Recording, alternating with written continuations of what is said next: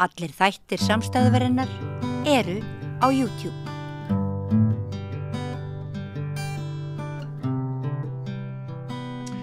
Já, við ætlum að næst að ræða menningu og listir, krísu sem uppi er. Við heyrðum í gær af örlögum kvikmyndaskólans, gjaldþrot og óvissa framhaldi þar. Og í dag hafa verið fluttar fréttir og einn í gærkvöldi reyndar ákveðna viðsjá í söngmálum hér á höfuðborgarsvæðinu. Ég held að það sé einkum vandi sem að steðjar að söngskólum í Reykjavík og hefur jafnvel heyrst að geti ógnað tilvist tiltekinna skóla. Ég ætla að fræðast aðeins þetta mál með ykkur, kæru áhorfendur, komnir 3 góðir gestir hér að rauða borðinu. Gunnar Guðbjörnsson, þú ert skólastjóri söngskóla Sigurðar Demens og Hallveigur Rúnarsdóttir, þú ert aðstoðarskólastjóri í sama skóla, ekki satt? Já. Og svo erum við Guðrúnu Jóhönnu Ólafsdóttur frá söngskólanum í Reykjavík. Sko, getið þið sagt mér hvers vegna þið eruð að svolítið senda út neyðarkall til stjórnvalda? Hver krísan? Það peningavandi, hvaða vandi það? Við skal gripa þennan bolta svona til að byrja með, því að við erum nú kannski svolítið hér í dag því að ég fór að segja okkar stöðu strax í síðustu viku. Já. Síðan þegar þessi krísa kemur upp hjá kvikmyndaskólanum þá hefur eiginlega boltinn bara alveg farið af stað og við erum að segja frá því að við séum í svipari stöðu. Við sjáum fram á það að þurfa að loka haustið 2026. Þannig að við næðum að reka skólan 1 ári viðbót ef að verður ekki breyting á. Hversu? Ástæðan sem sagt svo, bara svo ég fara út í smá svona flokknar útskýringar, að árið 2011 þá tók ríkið yfir greiðslur fyrir kennslukostnað í sem sagt efri stigum tónlistarnáms, í hljóðfæranámi bara framhaldsstig en í söng bæði mið og framhaldsstig. Og að því að það í eðli söngskólana að þá erum við augljóslega með mun stærri bút af okkar kennslukostnaði undir þessari greiðslu frá jöfnunarsjóði sveitarfélagana. En greiðslan, hún tekur ekki tillit til launahækkana. Nei. Og hún reyndar fylgir launavísitölu en nú hafa nokkur sem komið hækkanir sem hafa farið töluvert fram yfir launavísitölu. Það talaði 24%. Núna verður 24% hækkun í heildina frá júní á síðasta ári. Og skellir þetta bara eitthvað flötum? Þetta skellir okkur bara flötum og við til dæmis eins og núna, við horfum bara upp á það að það eru 10 milljónir sem að skólinn þarf að greiða sem eru bara ekki til. Það er bara ekkert flóknar en það. Og við erum með bara skóli sem rekur sig á sléttu. Og þetta eru bara peningar sem við tökum ekkert upp á götunni. Þannig að þetta er mjög alvarlegt mál sérstaklega fyrir okkur í söngskóla Sigurðar Demens því að við erum yngri skóli en söngskólinn í Reykjavík og þau búa kannski að því að eiga svolítið aur sem þau geta gripið til en hann náttúrulega endast ekki þetta eilífu en þetta er bara nú stendur fyrir dyrum að það þarf að skrifa aftur undir samkomulagið þessar greiðslur úr jöfnunarsjóðnum ef ég skil það rétt og nú bara biðlum við bara til stjórnvalda, bæði ríkis og borgar, að þau lægi þetta gallaða samkomulag sem við erum búin að standa frammi fyrir síðan 2011. Þetta er þriðja, ef við fáum uppsagnarbréf eftir ár, það er þriðja uppsagnarbréfið sem ég fæ frá skólanum síðan þetta samkomulag kemur til. Já. Og þetta er bara hræðileg staða. Það er bara ekki öðru sem það. Viltu bæta ykkur við? Samt á söngurinn að vera okkar flaggskip í lista. Já, við erum náttúrulega að vona að þjóðarópera verði að veruleika og það er planið. Hún er rétt að koma. Já. Og en eins og málin standa núna þá rauninni söngvarir ekki með nein föst störf á Íslandi. Nei. En hugmyndin að það verði föst störf í þjóðaróperu. En það sem að söngvarar geta unnið við í föstu starfi söngkennsla. En náttúrulega ef að söngkennarar missa þá vinnu að þá er náttúrulega bara mjög mikið af fólki sem er að fara að missa vinnuna og getur ekki kennt söng og það þýðir náttúrulega að þá eru ekki margir sem að geta lært söng og við þurfum náttúrulega að framleiða einhverja söngvara til þess að syngja í þjóðaróperu þegar hún verður stofnuð. Svo spyr ég mig líka þegar lítil útgjöld miðað við þjóðaróperu þegar ekki hægt að sinna þeim sæmilega, hvernig verður þá með þjóðaróperuna? Já, það spurning, því að einmitt í svona stóra samhenginu þá þetta kannski ekki eitthvað rosalega mikill peningur sem að okkur vantar til þess að redda okkur sko. Það að vísu þannig að sko í Reykjavík þá allt til að halda því til haga að sko Reykjavík fær helmingin af því framlagi sem fer til þessa samkomulags frá árinu 2011 og það varð í rauninni til á þeim tíma sem að svo ákvörðun var tekin í kjölfar hrunsins að byggja Hörpu. Þannig að það var alveg svona samhengi þarna á milli hlutana.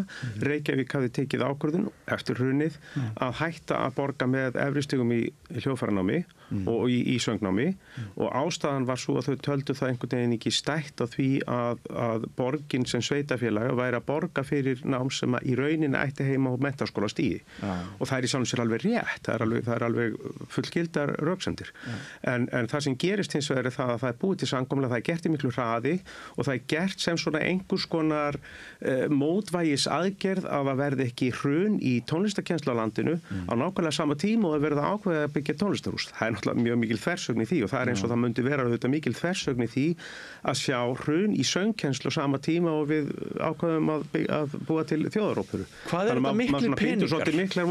Hvað er þetta miklu peningar? Sko ef við myndum hugsa söngnámið sjálf, þá held þetta sé nú ekki nema kannski svona, eða eftir svona vera kofera og vel þá er launahækkunin kannski 50-60 milljónir, en það auðvitað búið að myndast sko fækkun á nemendum, söngnemendum í Reykjavík alveg frá því 2011. Það eru miklu færri nemendur núna heldur en voru þá. Í ykkar skóla? Bæði í okkar skóla, eiginlega ekki í okkar skóla, við höfum reynda fundið leiðir til þess að fjölga þeim, en það er svo allt annað, það er bara því að það hefur verið meira frelsi til þess að veita stundir á nemendur. En það sem hefur kannski hins vegar gert er það að söngdeildir inn í tónlistarskólanum hafa horfið. Söngskólinn hefur líka eitthvað fækka nemendum sem eru kvotanemendur eða nemendur sem eru með stuðning þessa sjóðs. Þannig að það hefur myndast í rauninni svona einhvers konar bakslag í söngkennslunni og þetta eru þetta eitthvað sem við þyrftum líka að fá tilbaka vegna þess að það hafa líka orðið breytingar innan beggja skóla. Það eru báðir skóla komnir með söngleikjadeildir. Við erum farin að vinna svolítið meira líka með leiklist. Það hefur bara verið þróunin og við sjáum auðvitað að það hefur líka orðið bara ákveðin breytingin að leikhúsinu okkar. Það er miklu meira sett upp að söngleikjum og þar að leiðandi breytast leið kröfunar hjá leikhúsunum fyrir því hvernig leikararnir ná sér í menntun. Það er meiri krafa til leikara að þeir séu söngmenntaðir og geti komið sér vel sem söngvarar fyrir á sviði. Og fyrir vikið þá náttúrulega erum við að taka þarna ákveðin bolta innan menntakerfisins í listunum sem að við fáum alls ekki bættan og við höfum aldrei fengið neina fjármuni til þess að bæta við þessu nemendum, við höfum bara tekið á klassísku söngurunum. Þannig að það er eiginlega svona, það er tvöfaldur vandi, fækkun söngnemenda í Reykjavík pluss það að við höfum verið að taka einhver stærra hlutverk sem svona ryþmískur eða söngleikja skólar. Þetta á við báða skóla. Harðveig, upplifir þú svona skort á virðingu gagnvart þessu umhverfi hjá þeim sem að stýra fjármálum og stjórnvöldum? Eða er þetta... Ég veit ekki einu svona alveg hvort ég vilji kalla það. Ég held að þetta sé bara vanþekking. Og það er náttúrulega verða breytingar á þessum stjórnvöldum. Náttúrulega nú erum við enn og aftur, eins og ég var að segja þér, að ég var að tala um þetta við í síðustu viku þegar ég var hérna í viðtali út af öðru. Þann sama dag skrifaði ég bréf sem að allir mínir kennarar í skólanum ætla að skrifa með mér undir og við ætlum að senda á fjölmiðla, en ég satt upp með það var engin ráð þegar ætla að senda bréfið. Þannig að það fer út í dag og ég menn sér það er auðvitað, þú getur rétt svo að sé það þegar það eru svona örskipti og sérstaklega í ríkisstjórninni. Þetta er bara sífelldur stólaleikur og þú getur rétt ímyndaðir hvað þetta með menntamálaráð þeirra fær í fangið og ég held bara núna, þess vegna erum við að reyna að kýla í gegn þessa umfjöllun bara alls konar vettfangi og meðal annars eru komin hingað til þín til þess að hreinlega bara skýra þetta út eins einfalt og hægt er og bara líka vekja athygli á því að auðvitað þó að við séum að fá hérna óperu sem að verður þjóðarópera eða hvort hún á að heita óperan stóru ó eða hvað hún á að heita, skiptir ekki máli, þá eru þetta bara pínlítið hluti að því fólki sem að er inn í okkar skólum sem að nokkuð tíminn eftir að standa því sviði, við erum auðvitað sko, það er alveg ólýsanlegt hvað söngnám getur verið uppbyggjandi fyrir fólk. Vegna þess að söngnámið hann vinnur bæði með sem sagt líkamamanns og huga og það fátt hollara mannesku en að syngja. Og það bara marg sannað. Þannig auðvitað langstærsti hluti af okkar nemendum í öllum þessum skólum. Þetta auðvitað bara fólk sem þarna og býra þeirri stórkostlegu þekkingu og þeirri uppbyggingu á þeirra sjálfstrausti og annað sem það fær þarna inni. Við erum til dæmis búin að vera að byggja upp síðustu ár síðan ég tók við sem aðstoðarskólastjóri fyrir nokkrum árum. Þá höfum við markvisst unnið að því við Gunnar að vera að byggja til dæmis upp heilsueflandi hluta námsins. Það sem við fáum inn fólk sem kannski af einhverjum ástæðum hefur fallið milli skips og bryggju og kemur inn til okkar og getur þannig byggt upp. Við sjáum líka krakkar sem eru skynsegin sem ná alveg gríðarlegum árangri. Við höfum hort upp á krakkar sem koma kannski inn í skólan geta valla hort í augun á manni, eru svo bara komin út í heim núna, farin að syngja við óperuhús. Þetta er óendanlega mikilvæg, þetta er svo mikilvæg starfsemi sem unnin í þessum skólum. Og við mögum ekki gleyma því að við erum ekki bara hér til að framleiða einhverja heimsöngvara, en þó að það sé auðvitað, það er auðvitað alveg stórkostlegt að það náist mjög oft. Það eru þvílíkt margir sem eru starfandi út í heimi. Ég held að bara fólk trúir því ekki. Nei, það er alveg ótrúlega hóprósenta sko. Og þetta eru mikið til krakkar sem eru að koma á þessum tveimur skólum. Vegna þess að hjá okkur fá þau nám þar sem þau læra bæði sem sagt, tónlistina en líka mikil áherslu lögð á leiklist og uppbyggingu og það eru settar upp glæsilegar sýningar, margar sýningar á ári í báðum þessum skólum. Já, einmitt núna er til dæmis sko söngskólinn í Reykjavík að sýna söngleikinn Oliver í Tjarnarbíói og það eru sko hátt í 50 nemendur sem að taka þátt í þeirri sýningu, rungdeild og söngleikjadeild og lítil hljómsveit sem spila með og uppselt á alla sýningar og mjög mikið gleði eins og Hallveig segir sko að auðvitað eru við náttúrulega mjög glöði ef einhverju verða atvinnusöngvarar en við vitum að það er alltaf bara svona toppurinn á píramídanum en svo er fullt af fólki sem bara nýtu þess að syngja og einmitt getur hjálpa fólki alls konar aðstæðum en svo er þetta líka fólki sem fer út í kóran okkar og Ísland á náttúrulega ótrúlega mikið af frábærum kórum og svo verða margir kennarar og þeir verða leikarar eða stjórnmálamenn eða ýmislegt sko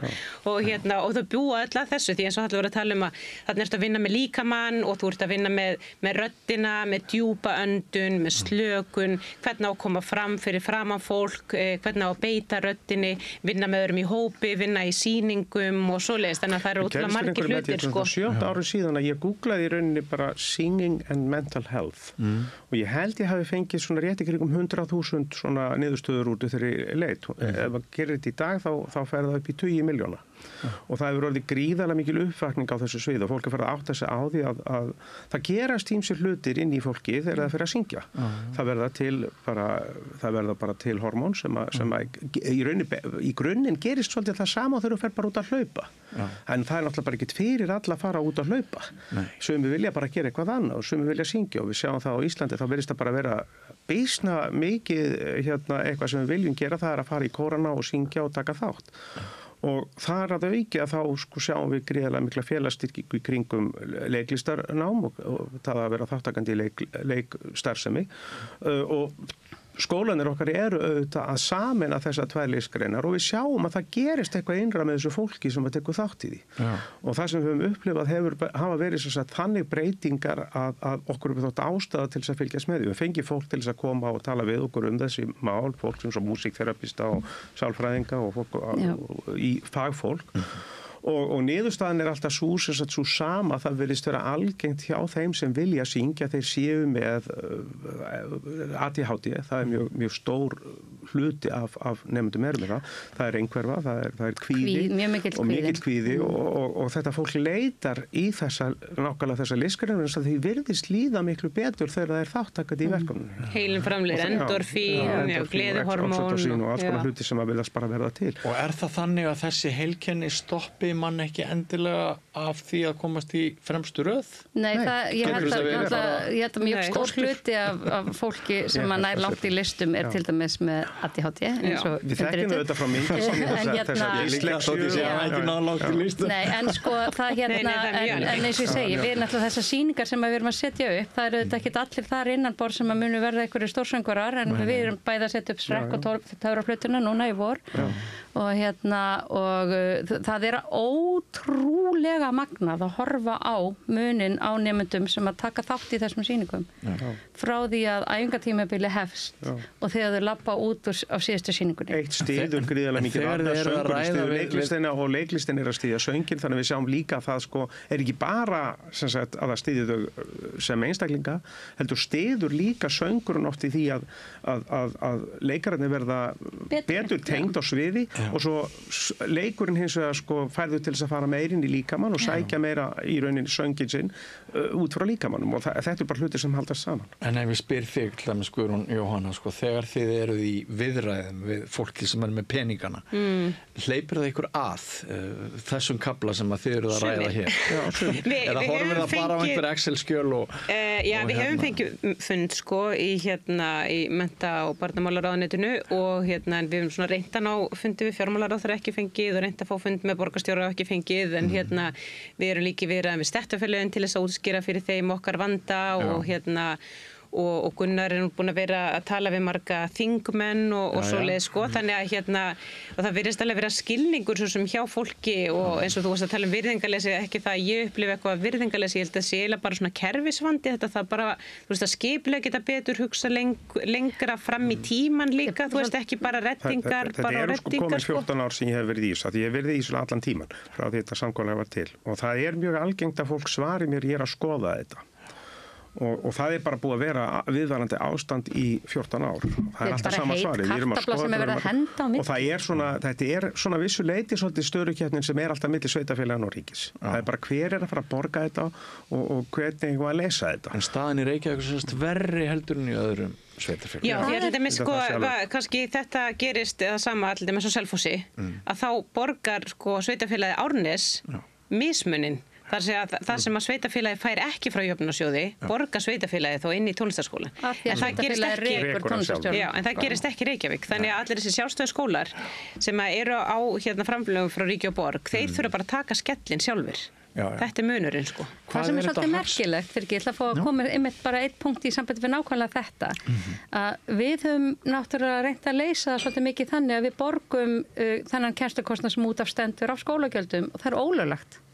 Það er raun og verið að neyða okkur til þess að brjóta lögin sko á hverju einasta ári og þetta finnst mér líka bara mjög óeðlilegt. Og þá náttúrulega gerir það líka það verkum að skólagjöldin hjá okkur verða rosalega há og þá verður þetta einhvers konar elitunám sem við viljum ekki að það sé, þegar við viljum að allir hafi aðgang að þessu námi. Við erum til dæmis eiginlega í þeim skrifum núna að klára umsókn menntaskólabrautir bæði í söngleikjanámi og einsöngsnámi eða óperunámi og við vitum náttúrulega ekkert hvernig því máli mun reiða af, eins og við vitum í rauninni ekki fyrsta lagi hvort að einhverjir menntaskólanemendur hafa efna á því að fara að stunda nám hjá okkur.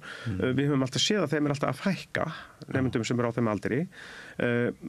Það sem gerist með það er það að þau byrja í skólanum en flosna úr námi vegna þess að það hefur ekki verið að fá nógu mikið einingum fyrir það sem þau eru að gera. Þannig að þau eru að fá 30 einingar fyrir söngnám sem er í rauninni í vinnuframlagi eitthvað eins og 100-120 einingar, þá er alltaf augljóst og svo er það að borga skólagjöld á það sem þau þurfa helst að vera þá í vinnu með þessu, þá eru þau eiginlega komið þrefalt af sko álagi, vinnuna sem þau þurfa að vinna til að segja fyrir skólagjöldunum, tvöfalda í rauninni svo vinnu í einingunum sem að þau ætti í rauninni að vera að fá metið. Og svo er framhaldsskólinn líka 3 ár í staðinn fyrir 4 og svo er það steytanámið þar líka þannig að þessi 200 einingar eru teknar inn á skemmri tíma. Hins vegar eru gríðarlega margir sem hafa lýst áhuga yfir því að taka þátt í svoleiðis og ekki síst af því það er leiklistanám með. Þannig að inn í þessu námi. Þannig að sko við svona bindum mikla vonir við það og höfum alltaf verið að koma fram bæði með þetta heilsueflandi nám og svo þessar menntaskólabrautir og við erum alltaf búast á við því að sko ef við sýnum lit eða við erum með lausnir til þess að í rauninni bara þá að fá einingapeninga til móts við það sem við erum að gera í eininganámi ef við erum með samstarfsskóla sem vil vera með okkur í þessu verkefni En það bara aldrei opnast og það bara virðist eiginlega að gerast mjög lítið að það opnist þessi möguleikar. Við höfum reyndar fengið örlítið fjármagn til þess að vinna með heilsueflandi námið og það breytti algjörlega okkar stöðu síðasta haust. Það bjargaði okkur í 6 mánuði en auðvitað settum við allt fjármagnið í að kenna fyrir svo þegar launahækkanirnar koma þá erum við eiginlega í verri vandræðum en áður.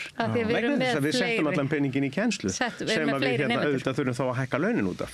Þannig að það eiginlega setur okkur í glandur núna að hafa fengið þetta fjármagn. Þetta svona frekar öfusnúður. Það alltaf frábært að fá launahækkanir, frábært fyrir kennara, en það ekki frábært og það verður þá bara bjarnagreiði ef að þú veist, ef við eigum ekki fyrir þessum launahækkunum sem þýðir að þá þurfum við bara að segja upp kennarum og þá eru náttúrulega kennarar með minni vinnu. Við þurfum að minnka hlutfall hjá öllum þeim kennurum sem fengu launahækkun núna. Við þurfum að minnka hjá þeim í rauninni hlutfallið í haust. Þannig að þau fá í rauninni launahækkunina en svo fáðu bara minni vinnu næsta haust. Þannig að þetta svona, það má eiginlega næstu að segja þetta séu gerfi launahækkanir sem er svona pínu kjaftsök. Ef maður tekur fókusinn á ykkur sem kennurum og við setjum fókusinn á notendahópinn, krakkana, unga fólkið, þá við vorum að ræða það hérna áður en við setjumst þetta gætu kannski verið að milli 300 og 400 manns eða eitthvað á 400 manns.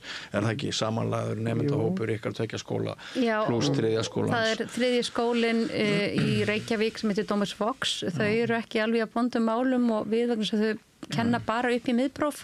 Þannig að þau eru ekki með framhalds- og háskóladeild innan borðsins og báðir skólarnir okkar. Ég get enga síður trúa að það sé svona 40% eitthvað svolítið. Það gæti verið. Svo náttúrulega annað eins og að Reykjavíkurborg líka fyrir nokkrum árum breytti reglunum sínum varandi tónlistanám þannig að þú getur ekki hafið hljóðfæranám eftir 18 ára aldur og ekki söngnám eftir 26 ára aldur. Þannig að það er mjög mikið af fólki líka sem að vill læra hjá okkur sem er í kórum og svoleiðis. Þetta fólk í gamla daga, það gat alveg bara farið í söngskólana og stunda söngnám. En núna þá mega þau ekki stunda söngnám í skólunum vegna þess að við megum ekki kenna þeim ef þau eru nóg gömul. Nei, ekki fyrir eftir þau eru búin að taka það grunnpróf. Já, ekki nú þau taki grunnpróf utanskóla. Var þetta ekki óhefnileg breyting að ykkar mati? Jú, algjörlega og það eru meira sem margir atvinnu söngvarar á Íslandi í dag sem að byrjuðu eftir þennan aldur sko. Kristján Sigmundsson, hann var 30 þannig að byrja. Dísilstyrningamaður norður á Akureyri, hérna Kristján Jóhannsson. Hann hefði ekki fengið að læra söng á sínum tíma. Já, þannig að þetta er náttúrulega og það sem að þú veist, það sem allir missir svo. Þetta er eitthvað sem við getum alveg skrifað á Reykjavík. Þetta borgarstjórn Reykjavík? Þetta borgarstjórn Reykjavík. Já. Píratar? Það sem að þú veist, við gerum sem séu söngskólanum í Reykjavík þá bara bjóða upp á svona 8 vikna námskeið eða fólk getur komið í engatíma eitthvað svoleiðis en þá þarf fólk bara greiða alveg fyrir það sjálf. Það er ekki sko, þú veist, engin stuðningur frá ríki og borg, þú veist, það er þá bara þú bara borgar. Við erum með eins og kallar það béleit því okkur og þá borgar fólk bara kennurum bara beint. Fær þá ekki aukafegin og slíkt. Það er talsið þáttaka í því. Það er talsið mikið af fólki. Þannig að það er mjög mikill áhugi sko á náminu en það komist ekki allir að. Það er biðlist í okkur sko, við bara getum ekki tekið fleiri. Mér finnst skipta máli í þessu samhengi líka bara saga Íslendinga að við áttum hér listamenn fyrir meir en 100 árum sem að áttu bara brimbrot í þjóðarstoltinu fóru út og vissu ekkert hvað þeir voru að gera þetta hafi verið fyrstu svona útrása víkingarnir voru íslenskir hérna óperusöngvar eins og Pétur Jónsson og Stefán María Markan sem stórkostlega fyrirmyndir sem að hafa sko, maður sér alveg að þessa fyrirmyndir, þessi listamenn hafa blásið íslensku þjóðinni kjark í brjóst og komið okkur í gegnum allt það sem að þurfti að koma okkur í gegnum og gert mjög mikið fyrir sjálfsmynd þjóðarinnar líka þeir sjálf að segja að þeir hafi gert líka mikið fyrir sjálfsmynd þjóðarinnar og afskaplega mikið þjóðarstolt af Stefán í Íslandi og þessu fólki sem var að syngja út í Kaupinu og út í Þýskalandi og Einar Kristjánsson og María Markan sem söngum eitt og Gunnar Guðbjörnsson og Kristján Jóhannsson og Kristján Sigmundsson og Dísela Lárusdóttir og fullt af fólki sem út í heimi núna við erum afsprengi þess ég sá sem ég ekkert síst út af sko Pétur Jónssoni eða Einari Kristjánssoni. Mér finnst Einar vera sko ótrúlegt dæmi snilling sem að fer út í Þýskalands. Ég held hann að ætla að læra tannsmíði frekar en tannlækningar. Og eða svona, það er það sem hann sagði. Það veit nú enginn hvort að það var það sem ég á spýtuna. Það var allavega farin að læra söng á langt og leið.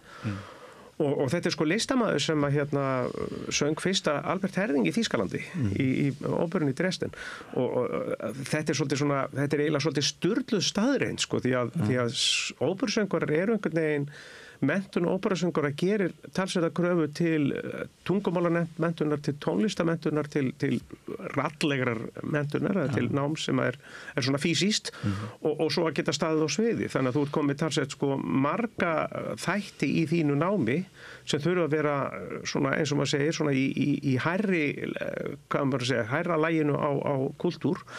Og þetta eru sem sagt Íslendingar sem koma úr svona frekar kannski, skulum við segja, menningarlega snauðu umhverfi og bókmyndirnar hafa verið sterkar. En við við eigum enn þann dag í dag erum við þetta búin að eiga alls konar fólk sem hafa náð ótrúlegum árangri og enn þann dag í dag erum við að horfa upp á bara einhverja skærustu stjörnur í bara söngheiminum sem eru bara núna nákvæmlega nefna Arnheiði Eiríksdóttur, Jóhann Kristinsson, Álfheiði Erlu Guðmundsdóttur.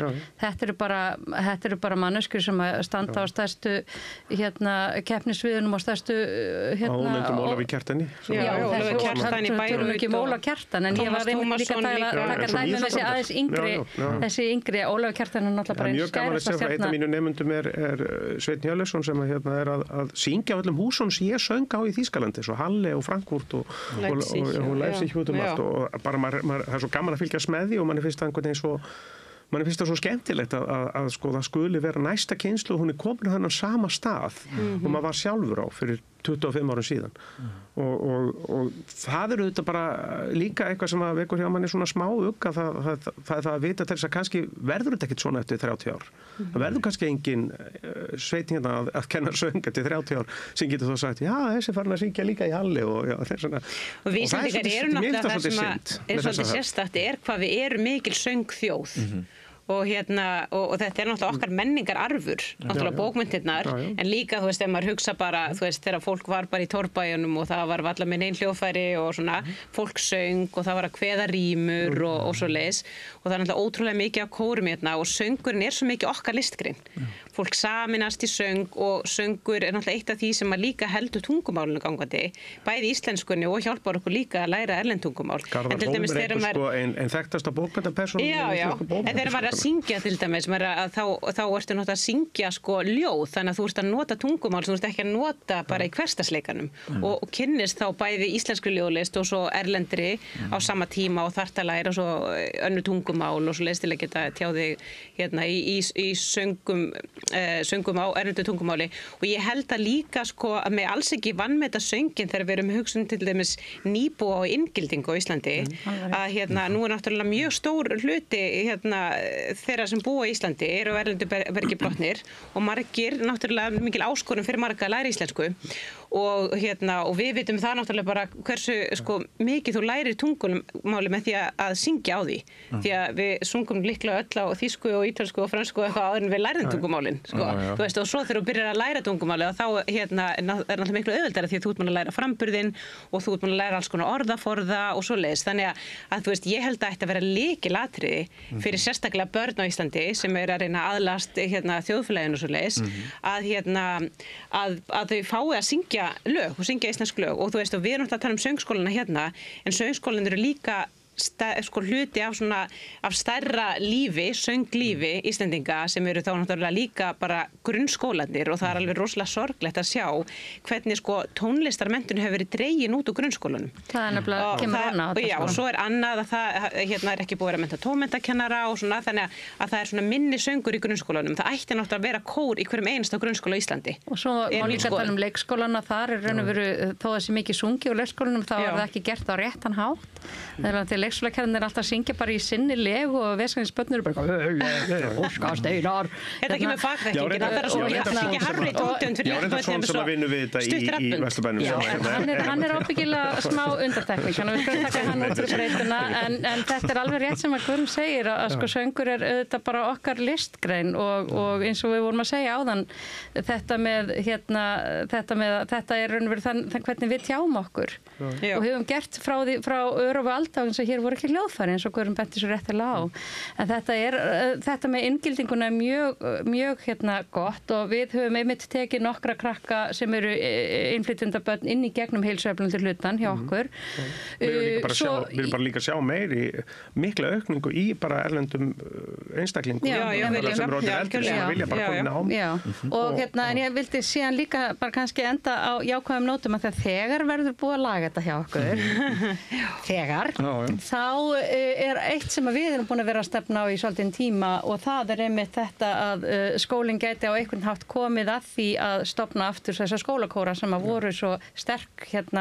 voru svo sterkir hér fyrir nokkrum áratugum síðar og ég veit það kannski manna besta því að móður mín var stjórnandi af einum af þeim kórum til 20 ára skólakór Garðabæjar.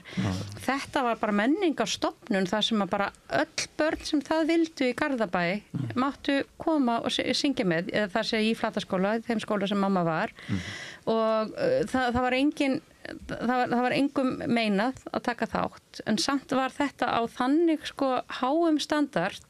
Það er sama sagan hjá henni Tótu í Kársnesi og hennum Agli í Víðistaðaskóla í Hafnarfirði. Þetta voru bara menningarstofnanir og þær eru náttúrulega ennþá til. Við vorum að tala Dómus Vogs 3. skóla náðan. Hann byggist náttúrulega stórum hluta á kórastarfi, stórkostlega góðu kórastarfi og eins getum við nefnt Langholtið. En það eru samt sem áður kórar sem að starfa inn í enga í raun og veru eða annars vegar í kirkju sem ekki allir vilja hafa börnin sín í starfsemi í kirkju, til dæmis bara út af trúarlegum ástæðum með annað, eða einmitt í svona einkareknu framtaki sem að það sem þú þarft að borga fyrir það. En þessi skólakórar sem að þeir voru bara opnir fyrir börnin að taka þátt, samt með gríðarlega háum listrænum standard. Og þetta er líka svo ódýrt. Nei, það bara kostaði ekki krónu. Og það er svo ódýrt að vera með þennan, þetta og þetta. Þetta langar okkur í okkar skóla til dæmis að geta komið getum bara verið Reykjavíkurborg til aðstoðar með að koma þessu aftur á koppinn á meðan það er svona mikil vöntun til dæmis á tónlistarkennslu. Þetta er einmitt ef við viljum vera í ákvæðan nótum, þá getum við samt líka séð þetta sem ákvæðana lausnin í skólakerfinu okkar sem er að glíma mikið við ofbeldi og það hefur verið mikla aggressjón og erfiðleika. Að eitt af því sem að einmitt góðum maður sagði, það syngur engin reiður maður og það er það sem að kannski væri það hollasta fyrir börnun okkar að upplifa, það væri skólasöngur í öllum bekkjum og það ég veit að það eru verkefni sem eru einmitt á þessum nótum í Danmörku það er reyndar í gangi líka hérna en það er bara miklu minni skala en það er á miklu minni skala og það er verið að gera meira og meira úr sér Danmörku út af þessari aggresjón og líka vegna þess að börnin eru talin líka bara að gera þetta í samhengi við tónlistarnám að þá mun þetta skila sig líka í námsárangri og þetta er líka svo lítil fjárfesting með það sem hægt er að fá út úr þessu hvað þarftu fyrir eitt kór eins og talum, þú þarft engin hljóðfæri þú þarft náttúrulega píanó eða flíil til þess að kór og svo þarftu náttúrulega velmenntaða manneskju sem að getur leitt þetta starf og en ef þú plantar einni svoleiðis manneskju í hverjum skóla þú veist, samkenndin sem myndi aukast á meðal krakkana og líka bara þú veist að læra íslensku og gera eitthvað saman vinna sameiginlegu markmið sem er ekki þú veist að vinna hinn eða eitthvað þannig þú veist í einhverjum hernaði heldur bara búið til eitthvað fallegt saman. En þeir eru frændur okkar þannig að skoða þetta. Já, þú veist, þetta er bara, mér finnst þetta eitthvað svo borðleggjandi en auðvitað erum við náttúrulega úr þessum heimi þannig að þetta er mjög svona auðlust fyrir okkur. Við erum full af fróðleikum þetta allt saman eins og til þess líka að syngja með gömlu fólki og hjálpa heilabiluðum með söng og allt þetta. Þetta er bara verkefni sem að, en það þarf fólk til þess að það sé hægt að búa til svona verkefni í framtíðinni. Og það er auðvitað það sem við höfum líka verið að reyna að vinna í, það er einmitt að búa til farveg þannig að þetta fari í þá átt. Því einmitt við vitum að það er ekki allir að fara upp á óperusvið eða leiksvið. En það er svo þessi haldið til haga, það er svona verkefni í gangi nú þegar í einhverjum örfáum skólum í Reykjavík. Harpa, en það er samt bara söngur og sal sem er góður út af fyrir sig. Skólakórarnir er annað. Það er miklu meiri starfsemi, það er miklu stærra verkefni. Það þyrfti þá fleiri, það er ekki nóg að það væri þá 1-2 manneskjur eins og er í gangi núna. Heldur væri það bara stærra verkefni og eins og það er nefnilega líka hefur verið margar rannsakað hvað gerist í heilanum þegar fólk syngur í samhljómi. Það eitthvað það jákvæðast sem þú getur gert inn í þinn dag, í þínu lífi. Og það að syngja í hljómi með annar mannskju. Og það fjárfesting í andlegri og líkamlegri heilsu nemandana. Og svo líka eins og þeir að tala heilabilun og svona, þú veist, eins og við sjáum með fólk sem að þjást af heilabilun eitt af því síðasta sem að það eru þú veist, sönglögur æsku sinni. Þannig við viljum náttúrulega að fólk hafi þennan minningabanka. Veist, í heilanum. Þegar börnin læri ekki neinn lög, þá geta þau ekki rifjað upp. Sjá sem sagt sína heilabiluðu foreldra eða þau hafa á tilfinningunni sem þau allt í einu þekki sig, sjá allt í einu bliki í augunum sem þau kannast við, hjá fólki sem kannski eiginlega alveg horfið og það þá í þessu samhengi við söng að fólk einhvern veginn kemur tilbaka í smá stund. En til þess að það geti gerst í framtíðinni, þá þurfum við börnin að læra lögin í dag. Þau ekki að læra lögin í dag. Ég tel mig hafa notið mikillar blessunar. Ég ólst upp í Mývatnssveit og Jón Stefánsson heitinn, organisti í Langholtskirkju á næsta bæ og sama fjölskylda. Og við erum svo heppnir að skólastjórinn í Skútustaðaskóla, það allavega einu sinni í viku, þá bara allur skólinn að syngja saman. Og það til orgel eða píanó hverju einasta heimili og í hverju einustu veislu, hvort sem það skírnaveisla, fermingaveisla eða hvað það þá safnast fólk saman í kringum orgelið, oft harmoníumorgel, bara einhverstaðar í stofu eða herbergi og allir syngja, hvert einasta kvikindi, niður í 10 ára gamla krakka og upp í nýrætt fólk. Og einhverja hluta vegna þetta virkar nú mjög romantiserað en eitthvað hafði leitt til þess að fólk kunni raddirnar sínar 4. Og það var alltaf sungið 4 raddað. Og þannig annar galdur sem verður að börn, fullorðnir og ríkfullorðnir eru allir að gera saman hluti. Og ég bara væri allt öðruvísi manneskja en ég væri ef ég hefði ekki notið þessa heppin. Bara svo ég leggi það á borðið með ykkur. Næsta hjá ríkisstjórninni harmoníum á hvert heimili. Það ekki? Harmoníum á hvert heimili. Algjörlega. Það fyrir bara að verða mjög bjart síðan á þetta reddist. Nákvæmlega. En vonandi verður þetta spjall okkar að minnsta kosti til þess að opna augu einhverra í hópi almennings sem getur þá lagt þessu málefni lið með einhvers konar þrýstingi við það náttúrulega gengur ekki að okkar bestu stofnanir séu hér í hættu vegna rekstrar erfiðleika út af góðum hlutum eins og kjarahækkunum kennara. Þannig að takk fyrir spjallið. Takk kærlega fyrir að bjóða okkur hingað. Öll 3 og við ætlum að halda áfram dagskrá hér við rauða borðið, ekki fara langt, meira efni eftir andartak. Samlokubrauð, maltbrauð, tékkneskt súrdeigsbrauð, brauð ársins, Bernhöfts bakari, íslenskt handverk síðan 1834.